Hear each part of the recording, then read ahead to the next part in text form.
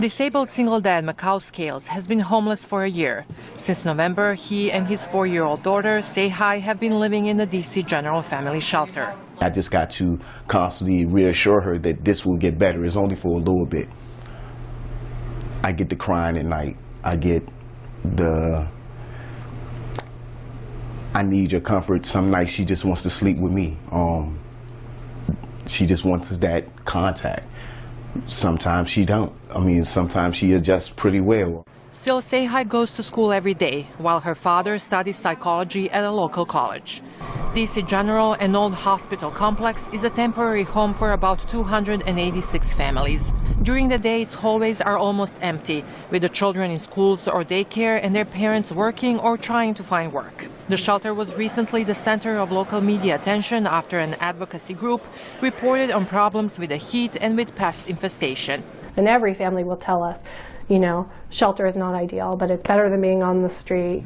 Amber Harding is a lawyer with the Washington Legal Clinic, which helps the homeless obtain housing, shelter, and other services. She says there are anywhere between 1,200 and 3,000 homeless children in Washington. Too often, she says, these families are forced to move from place to place almost daily in order to find a safe place to stay.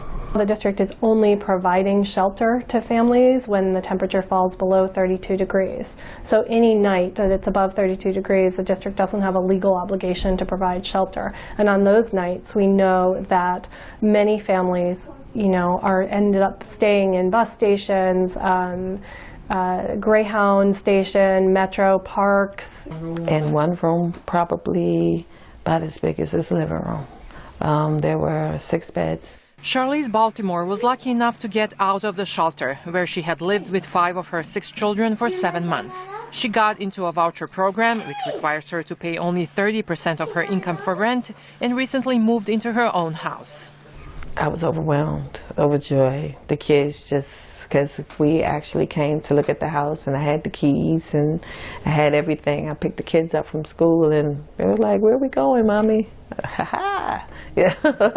When I let them out, whose house is this? This is our house. This is our house? Yes, honey, that's I opened the door. They went running around. But finding affordable housing is a major challenge. And some residents told council members at a recent hearing it is even hard to get access to the shelter. David Burns, the city's director of human services, says Mayor Vincent Gray has committed millions of dollars for homeless services. And he says that's already starting to help. We're shortening the length of stay here. We're finding and have been able to reduce the number of placements into shelter from last year. So there's already a positive effect that's taken place. Back at D.C. General, Marcaus says homeless families should also be provided with a training and education to keep any affordable housing they might get. In the meantime, he's not losing hope that he will soon find his way out. When you lose hope, you lose everything.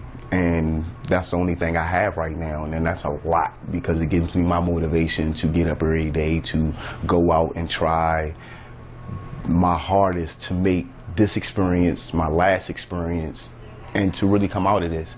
Milena Djurdjic for VOA News. Felt like I don't even want to be here. It's something better that I can be doing than being here. But